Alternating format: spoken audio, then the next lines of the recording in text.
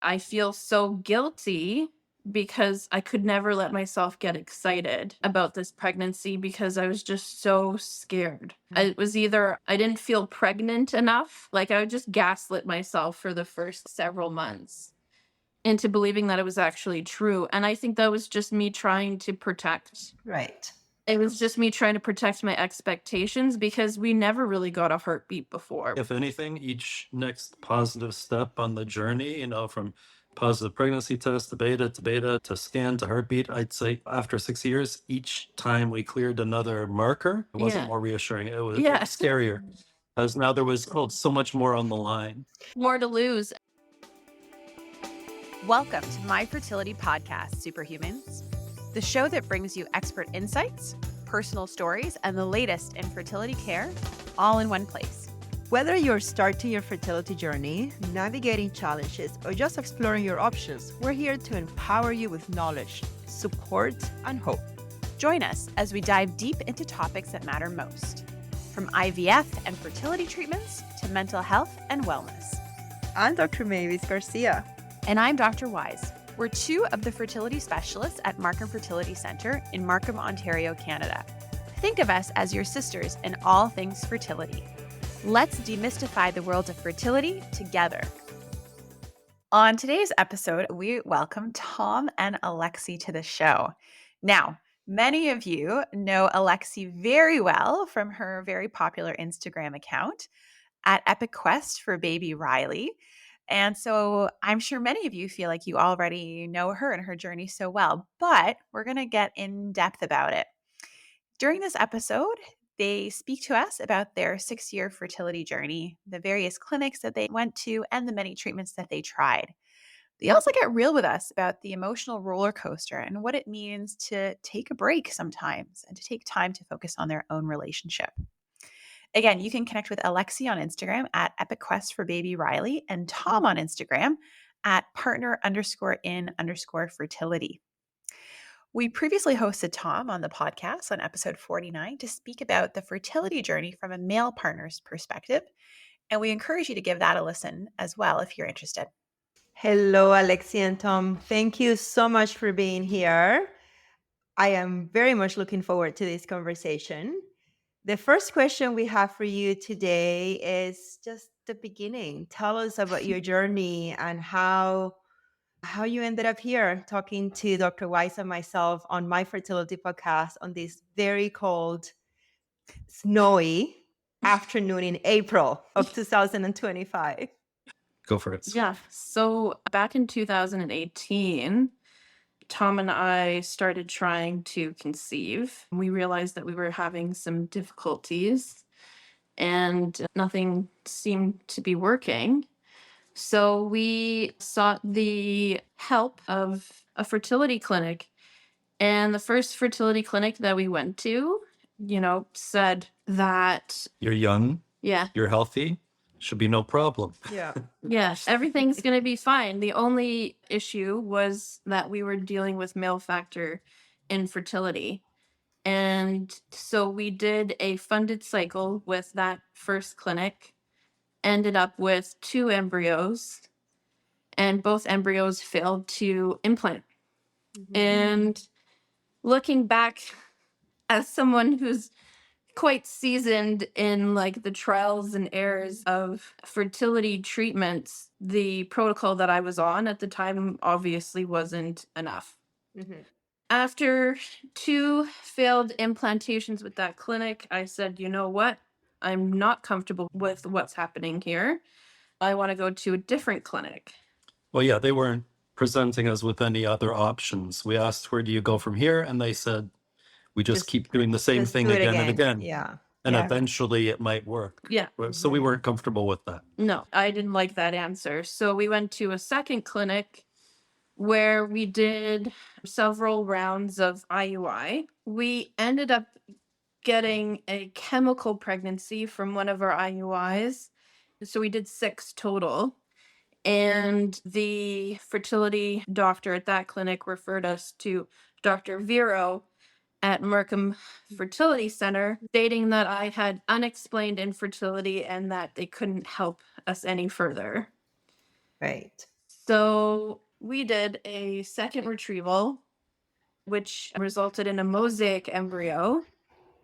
And then we wanted to do and explore immunotherapy. So to do that, we wanted to get at least 2 euploid embryos. So we did our third retrieval, which was brilliant. And I think we got 6 embryos from that round. 2 of them were euploid. And we did several transfers. And unfortunately, I went for an ultrasound and the first one didn't have a heartbeat. Then I had a chemical pregnancy, and then I had a blighted ovum. After that, it was questionable what we wanted to do moving forward. We took a little bit of a break. So we took a break. Yeah. And then And that's when you went to Alaska, no? Is that when you went to your Alaska trip? Yeah, we went to Alaska.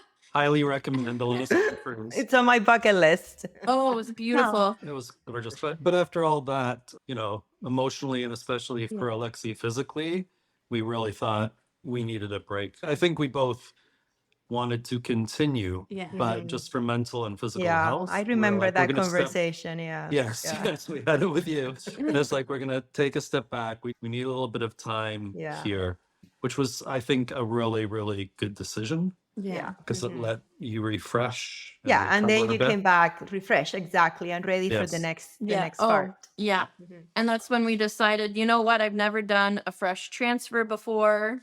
Can we try that in combination with immunotherapy? And now I'm pregnant. I'm 33 weeks tomorrow. Amazing. After 6 years of treatment. 6 years. That's a major summary of the last 6 years. 6 years. Yeah, 6 years in 5 minutes. Go. Yeah. Not mentioning how challenging it is, how emotionally challenging it is, the amount of treatments that we tried. We did medications, rounds of immunotherapy. I feel like once we got to Markham Fertility Center, we really tackled and tried everything that we could do. Mhm.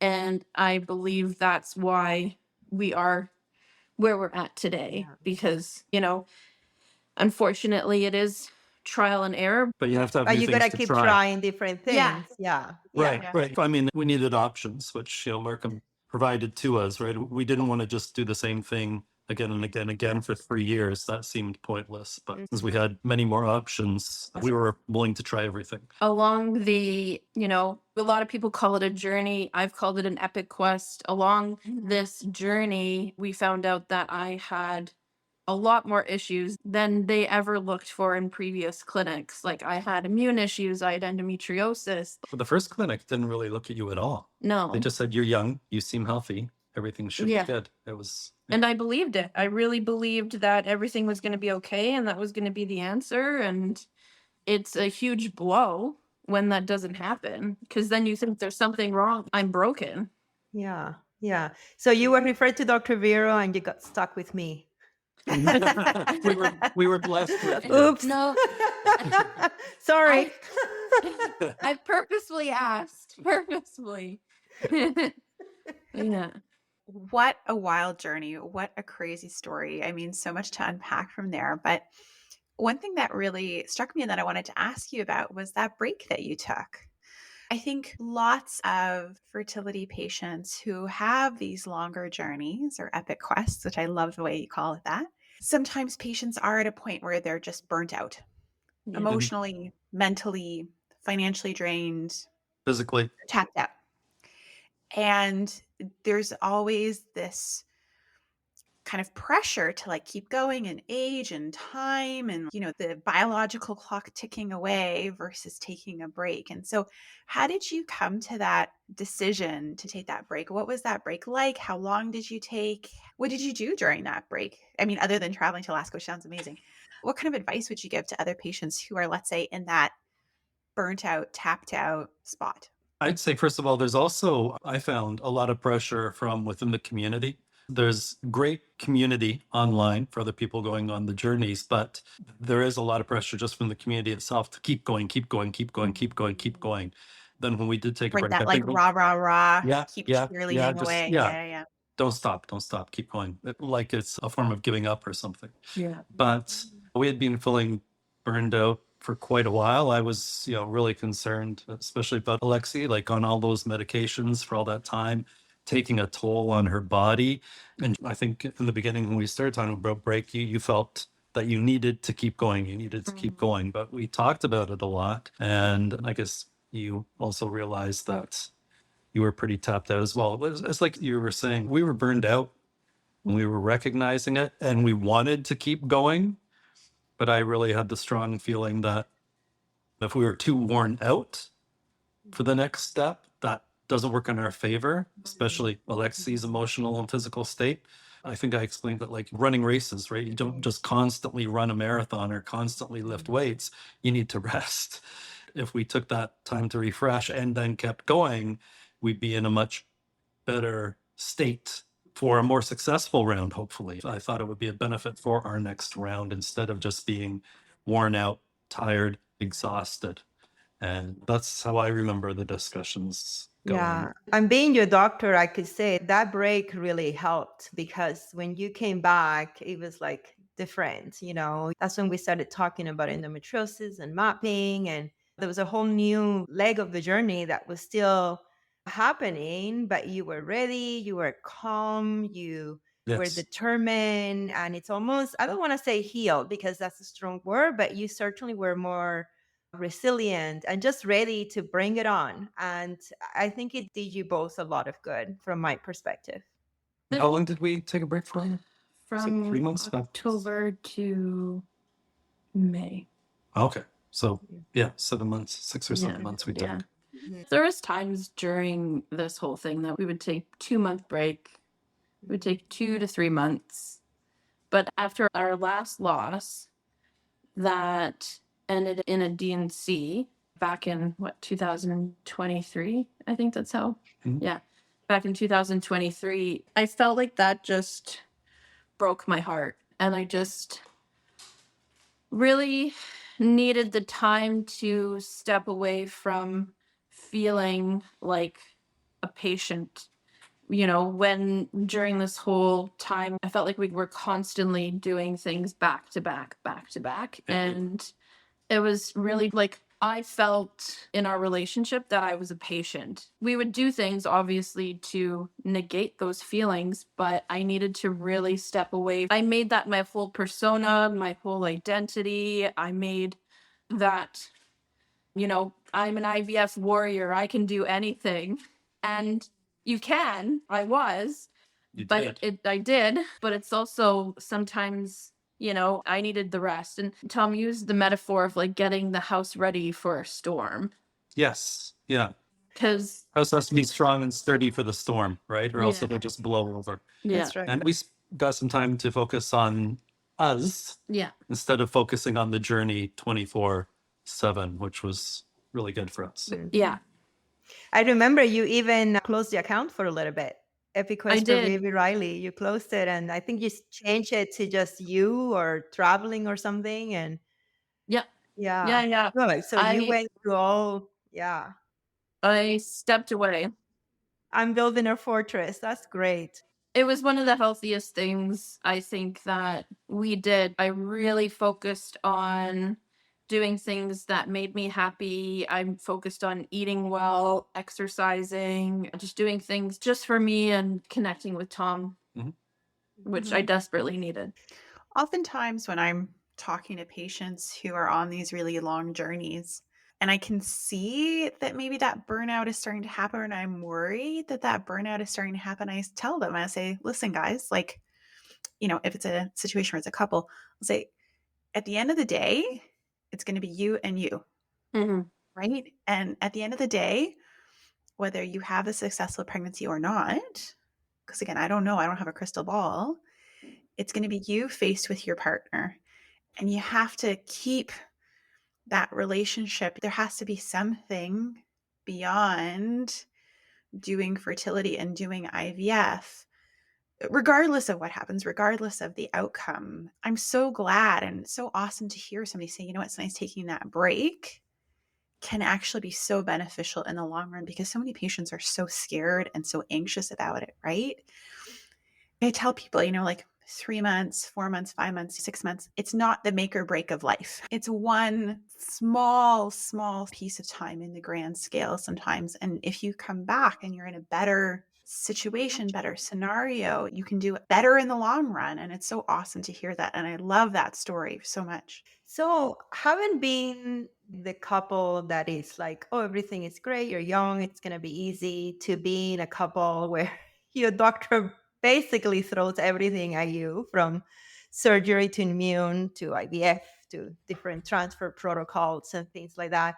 What is one thing that you wish more people understood about infertility, or being on a journey or an epic quest, like you call it, which I love, by the way? I think a lot of people that I talk to when they're first starting out, I tell them that unfortunately, the reality of going through fertility treatments is that it's trial and error. Thank you. A lot of what works for me, because I've had so many people reach out to me being like, what was your protocol?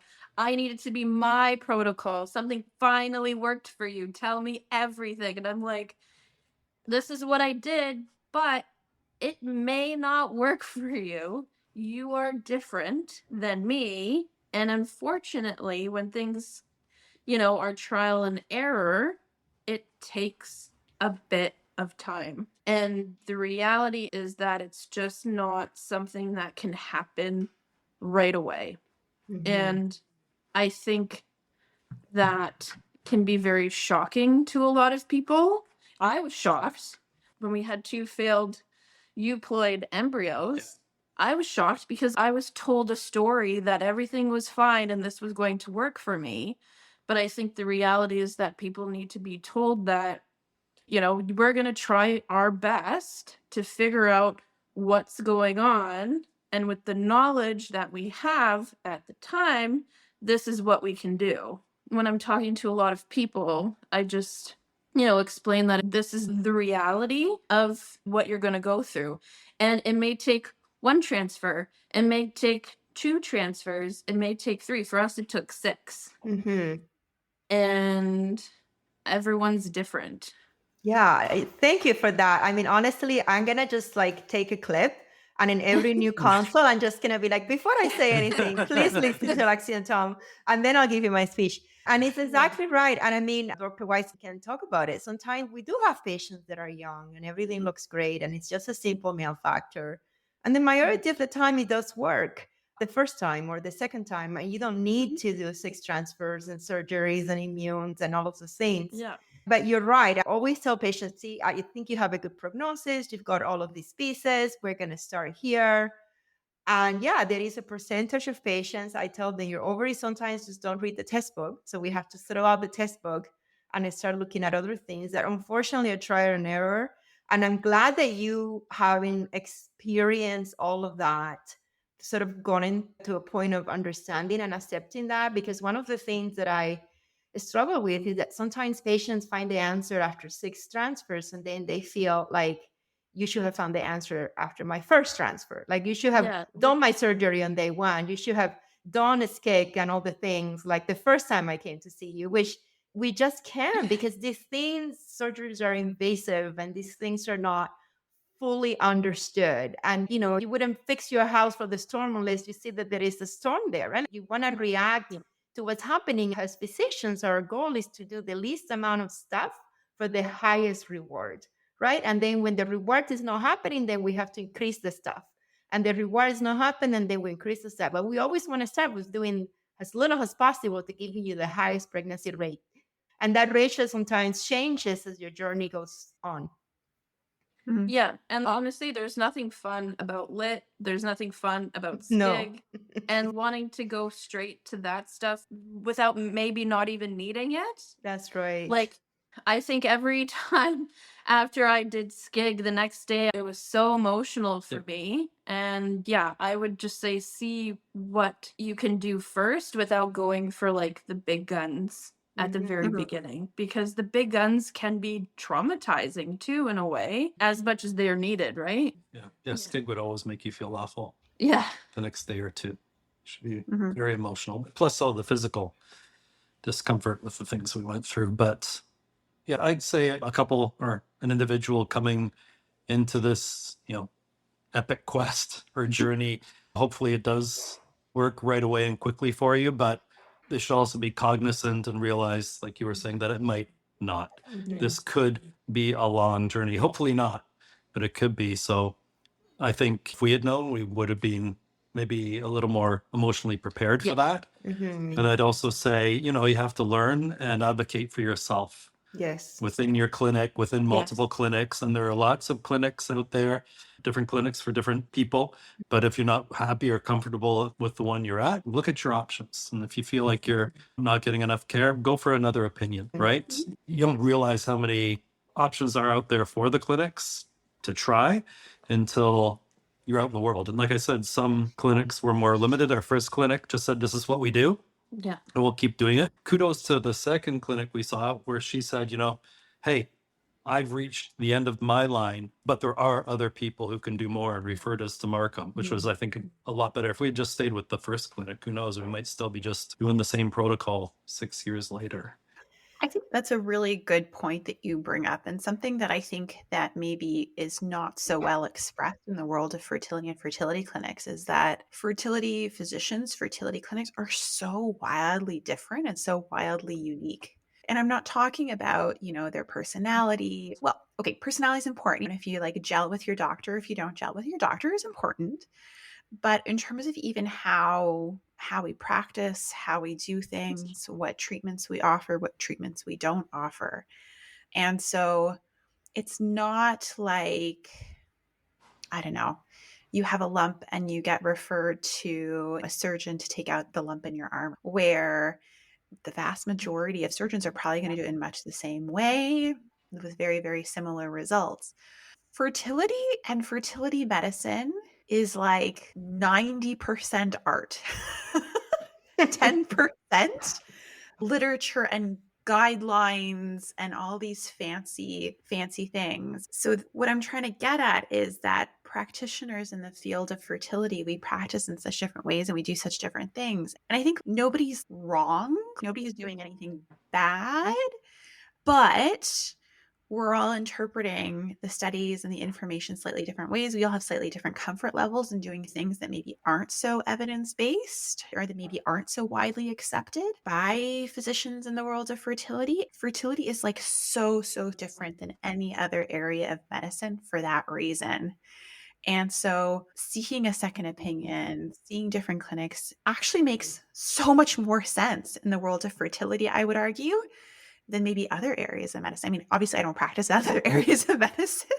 I've been in fertility land for way too long. for a decade now. But from what I recall, it's just so different. You go to a cardiologist, you have high blood pressure, they have a guideline. There's literally this algorithm. This algorithm. Yeah. First line, do this. Second line, do this. Third line, do this. And I was like, wow, guidelines and algorithms. When was the last time you saw an algorithm for something in fertility, Mavis? Mm-hmm. I mean, if we follow the guidelines, you guys wouldn't be pregnant. Yeah. Quite frankly. The guidelines are great for a percentage of people that get pregnant with, standard IVF and embryo transfer. And this is what we specialize with in Markham. That, like I said, they just don't read the guidelines. They don't read the test books. And then you could say keep doing the same thing over and over again and expect a different results, and technically that's not wrong. I mean, technically that is what the textbooks will often say. Mm-hmm. Right? But I personally don't feel comfortable with that. And obviously Dr. Garcia doesn't feel comfortable with that. That's why she doesn't. And patients don't feel comfortable with that. That's why we they're weren't here. comfortable with that. It's become apparent on our journey, that it's very much still an emerging science. And any doctor we've been with is, doing their best to be learning from and keeping up with the latest research and studies that's constantly just coming out, right? Mm-hmm. So I think you're right. Everybody is trying their best, with the latest information, but There's also always new data coming in, new studies coming in, new information emerging, new things to try, right? And maybe some things that were tried before. Okay, we've studied them more. Maybe we don't do that anymore. It seems to be a very dynamic field. And being on that journey, we're part of that emerging science, Yeah, right? Things are exactly. being tried with us, and that information's going into, the field and other doctors probably, and everybody's learning from everybody. Yeah. So it's very dynamic. Yeah. So I have a question for you, because I remember being as your doctor, I've navigated this situation where you finally get your positive pregnancy test. And as you mentioned, it wasn't the first time, like the baby Liam right now, it wasn't the first time that you were pregnant. So there were other times when you were pregnant and we felt great, and then the beta dropped, so the ultrasound isn't great.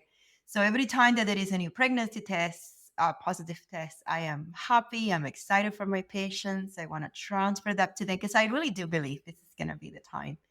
But of course, it's hard to navigate those feelings of like, yes, it worked, but now the next step is it going to stick? Or am I going to get my heart broken again? So my question is, how do you navigate that balance between hope and protecting yourself? And how do you think your doctor should navigate that balance? Because I still, 15 years doing this, struggle with that perfect dose of optimism and caution for my patients. I'm going to be taking notes to this answer. I don't think we found any formula to help navigate that. I think as time went on, we became jaded to protect ourselves. The first couple of pregnancy tests, I remember the first positive pregnancy test, we were in the bathroom and Alexie collapsed crying in joy, right? It was such a beautiful thing. But then you begin to realize that, a pregnancy test doesn't mean what we thought it meant. Yeah. And the first rising beta doesn't mean what we thought. The second rising beta doesn't mean what we thought it meant. And I think you're hoping that it's going to continue, but part of you is protecting yourself by, realizing there's so many hurdles to go through. It's not just a pregnancy test. There's so many steps and stages, and we're not there yet. And even now, tomorrow we're at 33 weeks, and there's part of both of us that doesn't believe this is happening. Still don't believe it. Yeah. Still don't believe this is actually Yeah. gonna. We know logically the odds are everything's good, right? Like if he was born now, he's viable, right? But personally, I'm not 100% there. I feel like with each positive test, the next positive test the meaning just got a lot Diluted. diluted. Yeah. Yeah. Like I remember, as Tom was saying, the first positive pregnancy test. Yeah. I still can think of that and it still makes me emotional. And to this one, two very completely different reactions that came out, because from being like, ooh, the first one, I'm finally pregnant, this finally worked, I'm gonna have my baby, to I really don't know how this is gonna go. And it took me a really long time in this pregnancy to come to terms with the fact that this was actually happening. And it took me a really long time to talk about it, to share. I think I started sharing around 20 weeks when we got a good anatomy scan. I also kind of look back, and I was talking to my therapist about it, and I said, I feel so guilty because I could never let myself get excited about this pregnancy because I was just so scared. It was either I didn't feel pregnant enough, like I would just gaslit myself for the first several months into believing that it was actually true. And I think that was just me trying to protect. Right. It was just me trying to protect my expectations, because we never really got a heartbeat before. We never made it to second heartbeat. We never made it this far, and making it this far is really scary. Yeah. Say, if anything, each next positive step on the journey, from positive pregnancy test to beta to scan to heartbeat, I'd say after 6 years, each time we cleared another marker, it was more scary. It wasn't more reassuring. It was scarier, because now there was so much more on the line. More to lose. And I think from a fertility doctor perspective of how to support, someone like Tom and I think it's just That's hard because you don't want to say, I know it was a positive test, but that's Yeah. not something you want to say to somebody, right? Yeah, you don't Um, want to go there. Obviously, it's an exciting thing, but I think it's about, again, maintaining the realistic expectations of like, this is what happens next, or at least this is what works for me. This is what happens next. And we have to see, like, it's so fragile, right? Yeah. But truly, I felt when we went for I think it was our 8-week ultrasound, and you, Tom, and I, 10-week. yeah, during or the NT scan. I I think forget it which was one it was. before. It was like 8 weeks, like a 8 second weeks. Yeah. I viability remember or something. Yeah. Yeah. you took us into an office, and I do think the fact that you literally said, This is it. "This is it," You're good. You're out of here. Yeah. and I'm like, "Wow, are you like?" In my mind, I was like, "Are you serious?" But I really needed someone to believe that for us, because otherwise, I don't know. I just really needed to hear that. I mean, the reality is that when you get a beta, as you know, it could go down and then the ultrasound. But once you get an ultrasound and it has a heartbeat, and then you get another ultrasound and it has grown well and it's got a heartbeat, and you get your 12-week scan, especially if we know it's a euploid embryo. There is a point where, as physicians, we feel pretty confident that it would be now like being struck by lightning kind of a thing. Most likely, everything is going to be okay. That point isn't on your first beta, of course. That point No. is more in your second viability ultrasound, maybe your NT scan. But I actually do make a point to tell patients, you've made it. Like, you're here now, because I Yeah. know that even when I say it, they're not really going to believe it. So if they're having like just say 5% hope, I'm going all in with the other 95% to make sure I fill their pocket. And the reality is, no matter what I say, I know I'm never going to completely take away that fear. So it's not like I'm worried that my patients are going to go home being like, 100% now it's going to be great. They know that nobody has a crystal ball and anything can happen. And of course, everybody has seen those stories out in the world of bad things that happen even late in pregnancy.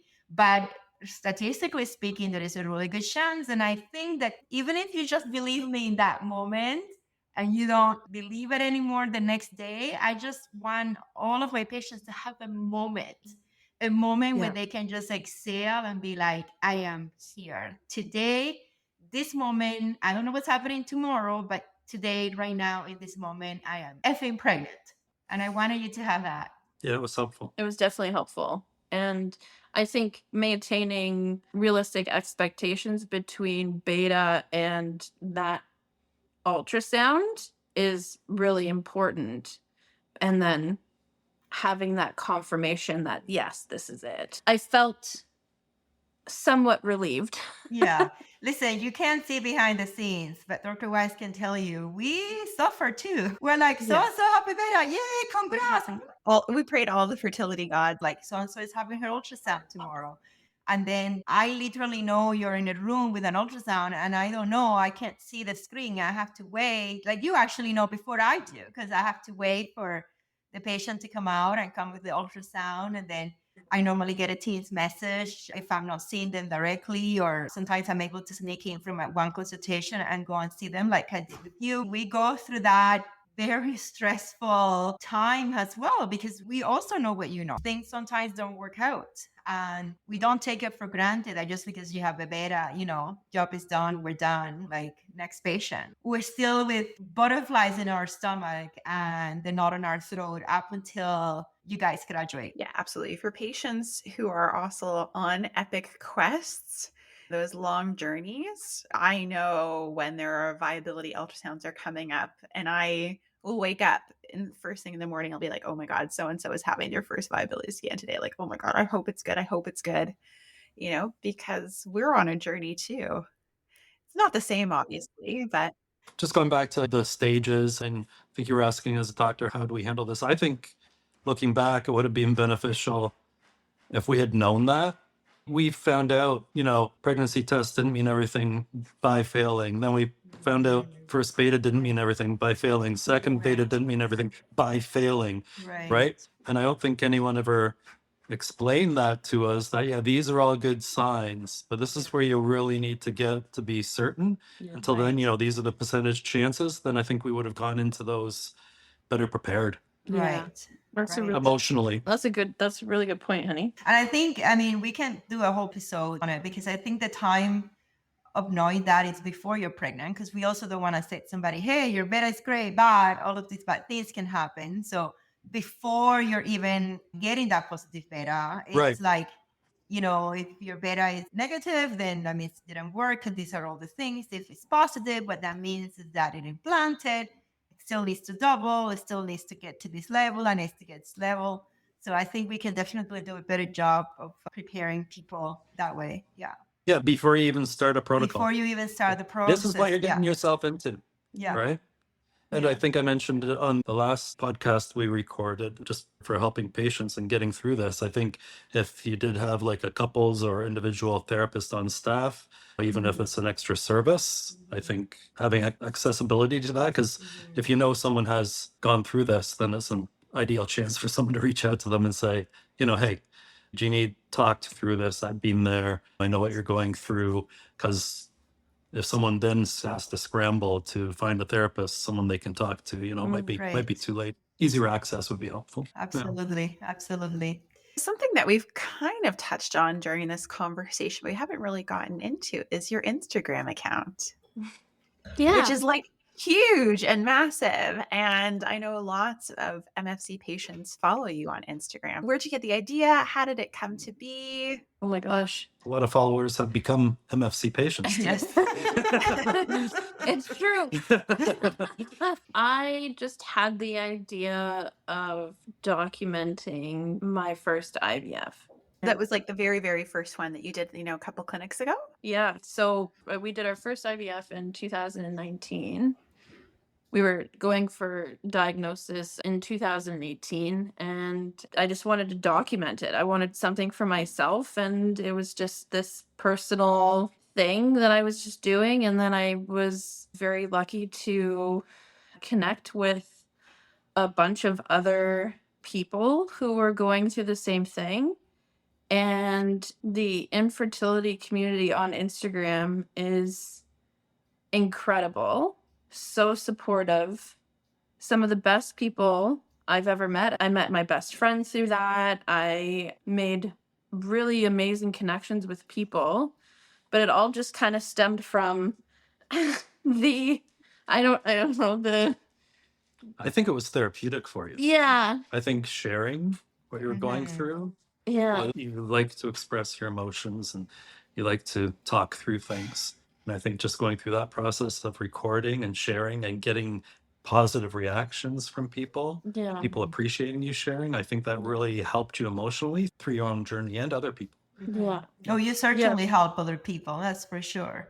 Yeah. I share a lot of my thoughts and feelings and, you know, educational, I guess, things about what I'm doing. And Tom also has his own Instagram that he was working on, and it kind of flourished into something that I didn't even think it was going to be. And now I'm documenting being pregnant, and I don't really know how much further after that I want to do. I've never wanted to be like a mommy blogger or anything like that.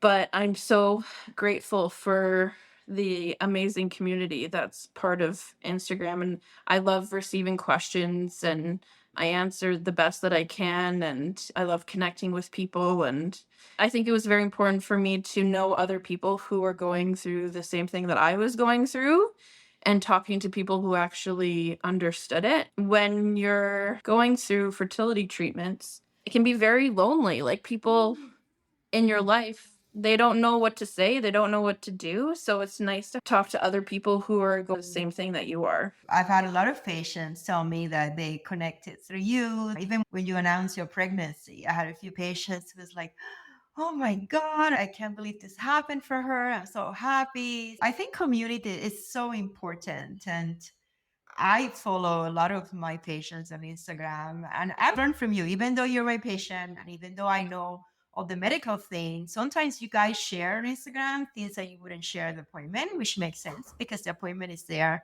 mostly to get your treatment, right? But I learned a lot because I'm like, I can put together what happened on the appointment, and I then see what you're saying, and I'm like, yeah, there's a new angle there that I didn't even realize at the time. And I grow as a person and I grow as a doctor every time I see my patients or even other patients sharing on Instagram. So I find it really valuable. I mean, I've seen your belly pictures every week. So I feel like you're still my patient. Like I see you all the time. Yeah, and also the fact that you're involved is so important too. I do share a lot of emotional things and the things that I'm thinking and stuff like that. And I know that obviously you've been through your own fertility journey, but there are doctors out there that just don't understand that aspect from they didn't go through their own journey and they don't know the emotional implications, like how fertility patients feel. It goes beyond the appointments, it goes beyond the physical things that we have to endure. Like for me, I always felt, yeah, I can do all the needles, I can do all the procedures, but the most hard thing and the most challenging thing for me was the emotional and mental aspect. And that's a lot of the stuff that I shared.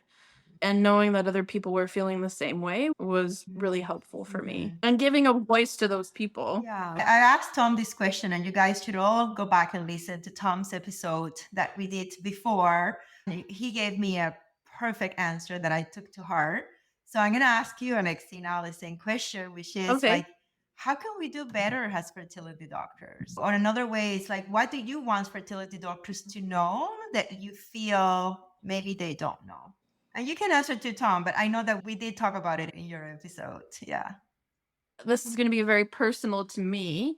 I think the importance of setting realistic expectations of what the person or couple is about to go through. I think that's really important. And understanding that I think everyone handles information a lot differently. And being a fertility doctor, I think it's important to be mindful of how people process information and how you can be the most empathetic to those individuals. I think that's really important. It can be a very exhausting thing to go through for many different people, for many different things. Like some people can get mentally exhausted, some people can get physically exhausted, some people can get emotionally exhausted. And just knowing how to properly support someone in that state is really important, right? Yeah. Absolutely. Yeah. Obviously, that might be difficult, but I think just trying your best is what's important, right? Yeah. Yeah. And I think the setting realistic expectations Yeah. is important. Like I mentioned before, this Yeah. is what you can expect for all these Yeah. stages. So you don't think this is the miracle when odds are it might not be. I think we've spoken to the staff there before. I know from the clinic's perspective, you want to be supportive, you want to be happy, you want to be positive, right? But sometimes some people, some clinics can lean too far that way and give too much hope when it might not be warranted at that stage. And that's just potentially setting up for bigger heartbreak. What was your answer? I don't remember what I said. I mean, I specifically asked you how to support the male partner because I said I tend to ignore the men quite a bit and concentrate more on the women. It's just my natural tendencies. So you talked about having support groups for men and including them in the conversation and all of that stuff. You actually gave me advice, which I took. So now when I go into a room and I'm giving hugs to the woman, I go to the guy, hey, can I hug you too? Yeah. And then Just because I was really awkward because some cultures is like, male, female, physical contact. And I was feeling awkward and I don't want to make my patients feel like I've crossed a boundary. So I was just giving a hug to the woman and then walking away. And then the man would be standing there. And I asked Tom how to handle that. And he said, just ask permission. And I was like, why didn't I think of that? So now I'm like, hey, is it okay if I give you a hug too? And that has really changed things for me because they always say yes. And then I feel like I'm not ignoring them anymore. So thank you. Excellent. Yeah, that must be really good for them. There was one that it might have been like a day before or a day after, but somebody who went through so much and she got pregnant and I gave her a big hug and I kind of started to walk away and the guy goes, what about me? And I had Tom in my head, okay. I learned a lesson. So thank you so much for that. Thank you for being here with us this afternoon. Thank you for putting your heart out there on Instagram and connecting with the community and helping so many people. Thank you for trusting me even when things didn't look great. You still trusted me. You still showed up. You still did the hard things. I'm so excited for you guys. Can't wait to meet your baby. I might have to make a little trip to Guelph. It's not too far from here. It's a lot closer than Sudbury, and I made it there. Oh, wow. That's fantastic. Thanks for having us. Thanks a lot. It's always a pleasure. And again, thank you so much for joining us. And I am watching your account with bated breath, waiting to see baby Liam, as I'm sure many, many MFC patients and other fertility patients are too. That baby's going to be born and it's already going to have so much love coming right at it. Thanks. Thank you.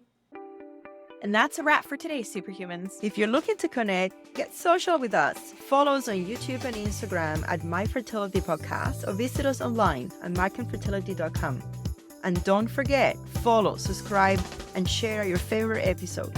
Thanks for listening to My Fertility Podcast and for being a vital part of our community. We know you've got this. We're signing off until next Tuesday. If you found this episode of My Fertility Podcast helpful, please take a moment to head over to the review section and leave us your thoughts. Your reviews and comments are incredibly valuable to us and help guide future episodes. We also welcome you to direct your questions to info@myfertilitypodcast.com. My Fertility Podcast is produced by Rabbit Media Inc. in conjunction with Dr. Garcia and Dr. Weiss. Music by Mixkit. Life is a Dream by Michael Ramirez C. My Fertility Podcast is not intended to replace any type or variation thereof professional medical, health, or legal advice, nor should the content be taken as medical advice. Please contact your primary healthcare professional regarding any medical questions you may have. The information presented in this podcast is based on the knowledge and understanding of the host at the time of recording. Medical knowledge is constantly evolving, and new research may change the understanding of health-related topics. While we strive to provide accurate and up-to-date information, we do not guarantee the completeness, accuracy, or timeliness of the content. The views expressed in this podcast by guests are not those of the host or the management. This podcast is not intended to impose any type of discrimination. My Fertility Podcast and its management are not responsible for any losses, damages, or liabilities that may arise from the use of this podcast.